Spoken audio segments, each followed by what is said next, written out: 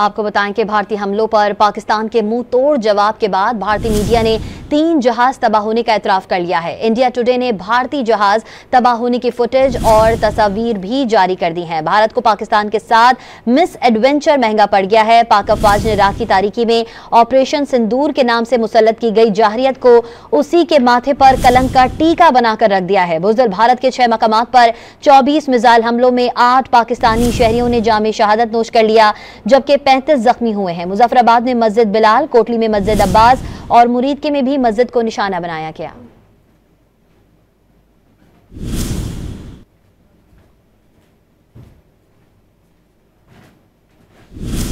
रात के अंधेरे में भारतीय मुहिम जोई के जवाब में पाक फौज ने भारत के ऑपरेशन सिंदूर को उसी के माथे पर कलंक का टीका बना दिया है। भारी नुकसान के बाद भारतीय फौज ने सफेद झंडा लहराकर शिकस्त तस्लीम कर ली है। भारतीय फौज ने कंट्रोल लाइन के चौरा कॉम्प्लेक्स पर सफेद झंडा लहराकर हार मान ली है। भारतीय मीडिया ने भी शिकस्त का एतराफ कर लिया है। भारतीय मीडिया भी बौखलाहट का शिकार हो गया है और शिकस्त का एतराफ कर चुका है। भारत का ऑपरेशन सिंदूर उसी के माथे पर कलंक का टीका बन गया है। आपको बता रहे हैं, कल रात की कार्रवाई के बाद पाकिस्तान की जानिब से भरपूर जवाबी कार्रवाई की गई। भारी नुकसान के बाद भारतीय मीडिया भी बौखलाहट का शिकार हो गया है और भारत ने अपनी शिकस्त का एतराफ कर लिया है। चोरा सेक्टर पर सफेद